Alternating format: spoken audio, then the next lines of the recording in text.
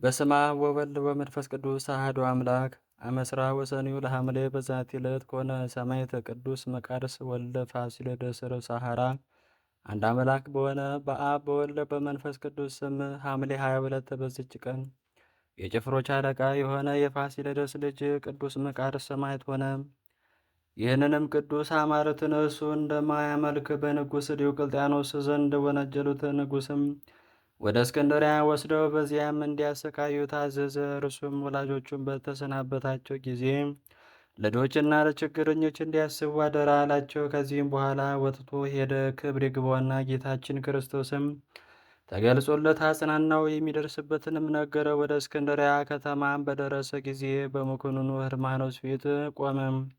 መኮንኑም የጭፍሮች አለቃ የፋሲለደስ ልጅ እንደሆነ አውቆ ብዙ አባበለው፣ ለመነውም። እርሱ ግን አልሰማውም፣ ከመልካም ምክሩም አልተመለሰም። ከዚህ በኋላ ሰውነቱ እስከምትቀልጥ ድረስ ታላቅ ስቃይን አሰቃየው። በስቃይም ውስጥ እያለ ጌታችን የቅዱሳንን ማደሪያዎችና የአባቱና የወንድሙን ማደሪያ አሳየው። ከዚህ በኋላ መኮንኑ ወደ ኒቁስ ሀገር ሰደደው። በዚያም ታላቅ ስቃይን አሰቃዩት። ምላሱና ክንዱን ቆረጡት። በጎኖቹም ውስጥ በእሳት ያጋሏቸውን የብረት ችንካሮች ጨመሩ።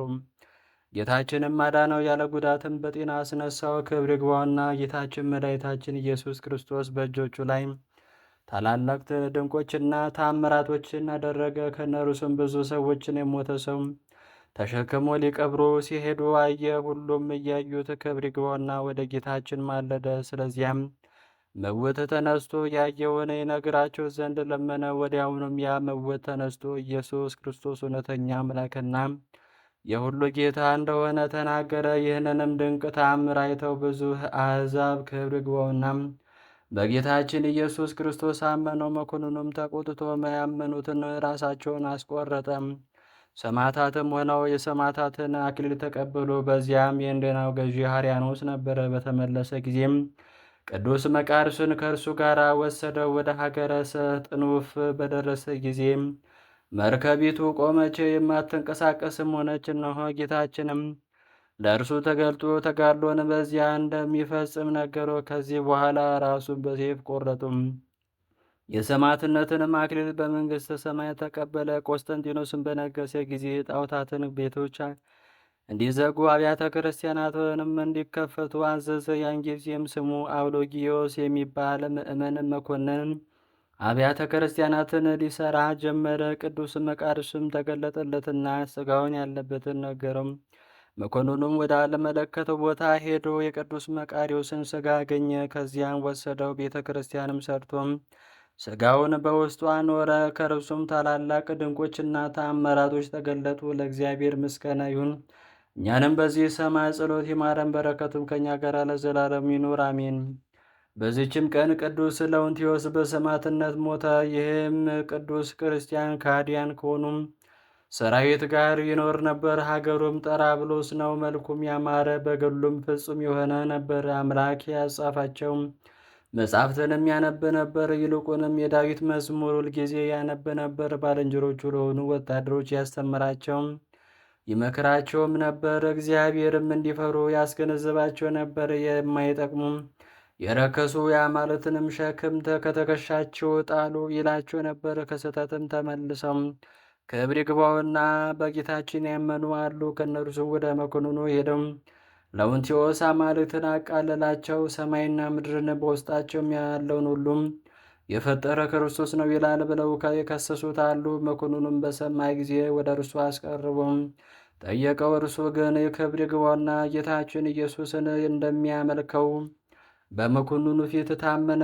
ጳውሎስ ከፈጣሪ ከክርስቶስ ማን ይለየኛል እንዳለ ከታናሽነቴ ጀምሮም በፍጹም ልቦናዬ አመልከዋለሁ፣ ለእርሱም እሰግዳለሁ አለው። መኮንኑም እጆቹና እግሮቹን አስረው በወህኒ ቤት ውስጥ እንዲጥሉ ታዘዘ። እንዲሁም አደረጉበት። በማግስቱም መኮንኑ አቅርቦ እንዲህ አለው፣ ምን ያህልም የንጉሥን ትእዛዝ ደፍረህ ትተላለፋለህን? ሰዎችን አማልክትን ከማምለክ በምን ኃይል ትመልሳችኋለህ? ቅዱስም እንዲህ ብሎ መለሰለት፣ በእውነት ሰዎች ሁሉ ክብር ይግባውና ወደ ጌታችን ወደ ኢየሱስ ክርስቶስ ሃይማኖት እንዲገቡ እኔ እሻለሁ። አንተም ስህተትህን ትተህ ክብር ይግባውና ኢየሱስ ክርስቶስ ብታመልከው የረከሱ አማልክትንም ማምለክ ብትተው የዘላለም መንግሥትን በወረስክ ነበር። ይህንንም በሰማ ጊዜ መኮንኑ እጅግ ተቆጣ። ደሙ እንደ ውሃም እስኪፈስ ድረሱም ይገርፈው ዘንድ አዘዘ። እርሱም እግዚአብሔርን ፈጽሞ ያመሰገነው ጀመረ። ከወታደሮችም አንዱ አዘነለትና በጆሮ አሾካሾከ። እኔ ስለ እናንተ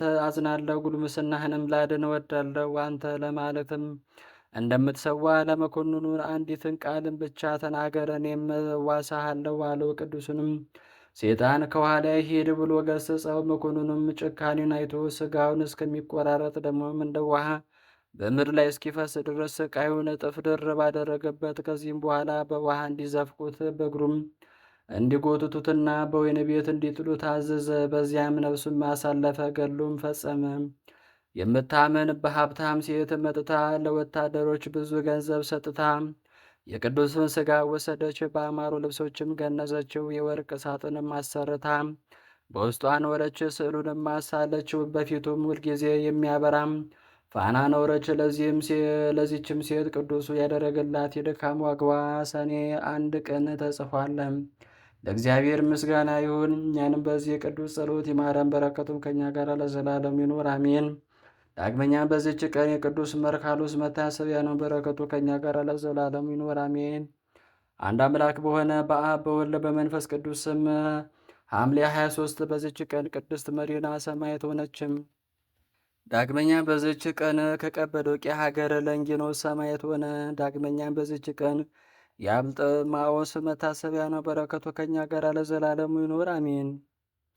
አእላፍ ቅዱሳንን አዘክሬ ምስጋናን አቀረብኩልህ። ሊህ ቅዱሳንም ዘወትር አንተን ያገለገሉ ናቸው። በደህንነት የማነብል መጽሐፍ ምስጋና ተቀበል። አንተ ብዙ ባለጠጎች ካገቡት ይልቅ የድሃ መበለት ስጦታን ተቀበልሃልና። ቅዱሳን የሆናችሁ ነቢያት፣ ለማስተማር የተመረጣችሁ ሐዋርያት፣ ሰማዕታት፣ ጻድቃን፣ ትጉሃን የሆናችሁ መላእክት፣ እናንተም ደናግል፣ ቸር የሆናችሁ መነኮሳት ይህችን ጉባኤ የአንድነታችንን መባረክን ባርኩ። ስትባርኩም ከሕፃናቱ ጀምራችሁ እስከ ሽማግሌው ድረስ ይሁን። በብርሃንና በወረቀት ያጻፈውን ሊያስደርስ በገዟቸው ያጻፈውን አምኖ ያነበውን ወደ ሌላ ልሳን የተረጎመውንም በዝነ ልቦና አምኖ የሰማውን ከጠብ ከክርክር ከመከራ ከችግር በምትሰወር በእናቱ በቅድስት ድንግል ማርያም ጸሎት ኢየሱስ ክርስቶስ ሁላችን አንድ ላይ ማረን። ቅዱስ መንፈሱንም ይላክልን ከዛሬ ጀምሮ ለዘላለሙ ዳግመኛ እስኪመጣ ድረስ አሜን። ስብሐት ለእግዚአብሔር።